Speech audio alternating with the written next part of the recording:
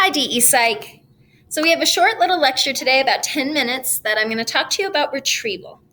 So retrieval is the portion of recalling information after it's been stored in our long-term memory for a while, and now we want to retrieve it for use. So let's get a definition. Retrieval.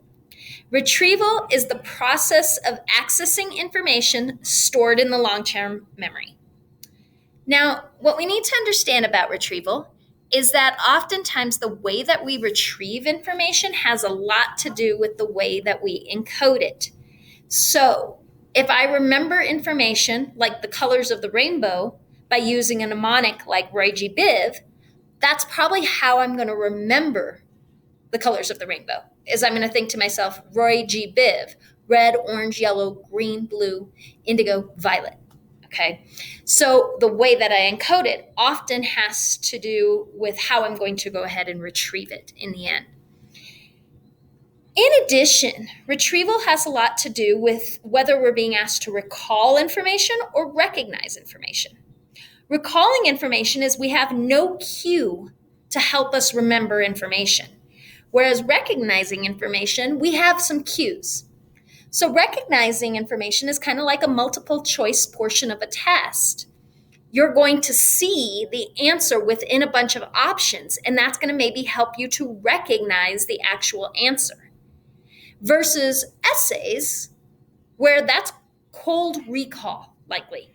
You're going to have to retrieve information without any help, without any cues, or what we call priming of the brain.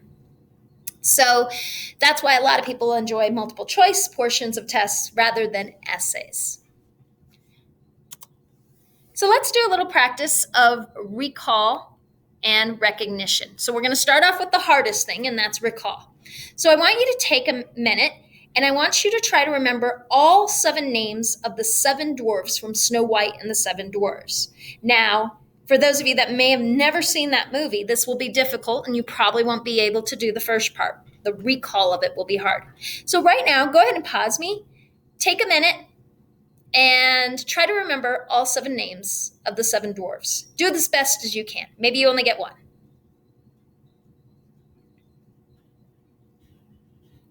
All right, now what I'm going to do is, obviously, how'd you do?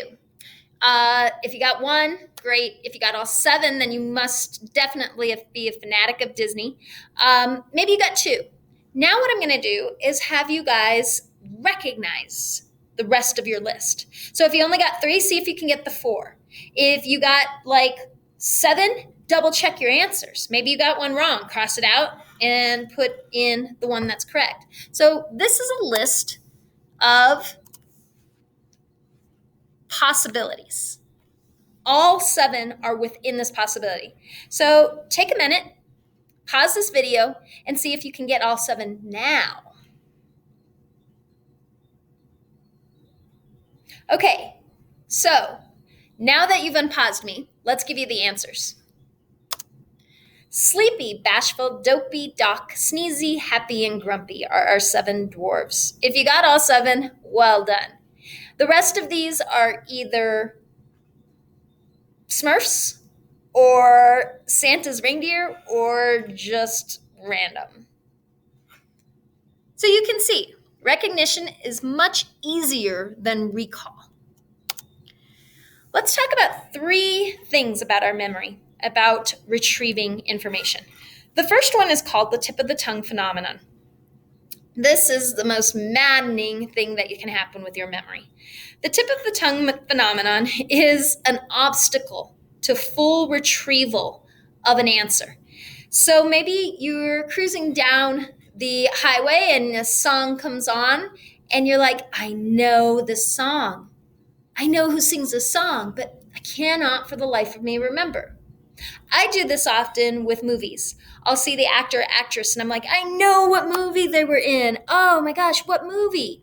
Well, now that we have Google, that helps a ton to try and remedy our tip of the tongue.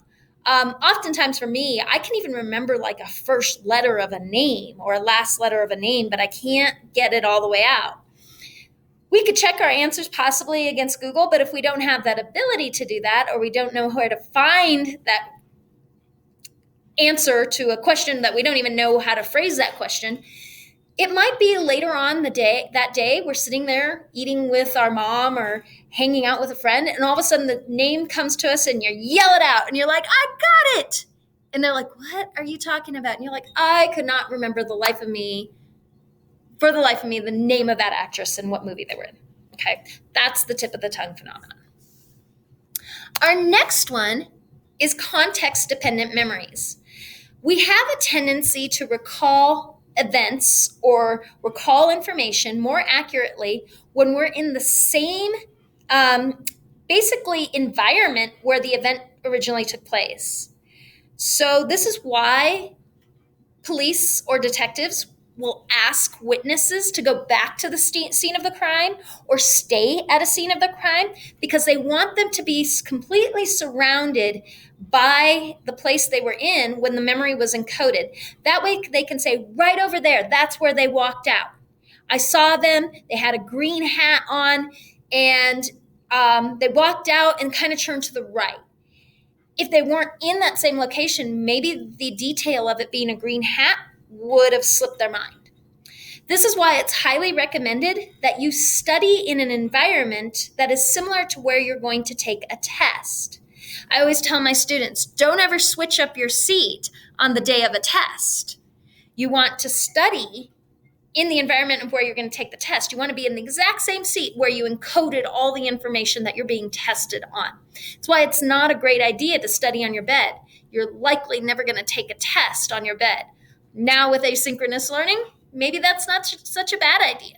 So that's context-dependent memories. There's a higher correlation of remembering information when you're in the same environment that you encoded it.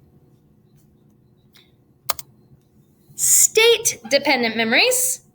This is the same idea, but now we're talking about improved retrieval when material is encoded when you're in the same mental, emotional, or drug-induced state when the material was originally learned.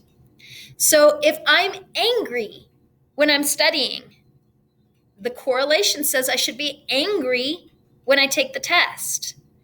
If I've recently broke up with my significant other and I'm sad as I'm studying, the correlation is that you're going to do better if you're sad when you take the test because you were sad when you were studying. Let me give you an example that often happens to people is people will get inebriated, they'll get drunk, and maybe they hide their keys so that they don't drink and drive, which is a good strategy. But because they're drunk, they hide their keys when they're drunk. So they may put them somewhere, and then the next day, when they've sobered up, they cannot find them. They don't have any idea where they put them. And basically, you've hidden your keys from yourself. Maybe later that night, they start drinking again. And as they start drinking, they're like, man, I'd really like a cookie. And it suddenly hits them. I wanted a cookie last night, too. I put my keys in the cookie jar. It took being in that inebriated state again to recall where those keys went, okay, or where those keys were placed. So that's state or mood-dependent memories. All right, guys. Well, that's it for today. This will be what we encounter in our next class. We'll talk about how eyewitness testimony, we have to be really careful with it because, well, the human memory has a lot of faults, and it is very fallible. All right, guys, have a great day. If you have questions, there's the discussion that you need to do. Please make sure to ask your question about this information or share an experience about this information in order to get your points for today's asynchronous work. Bye.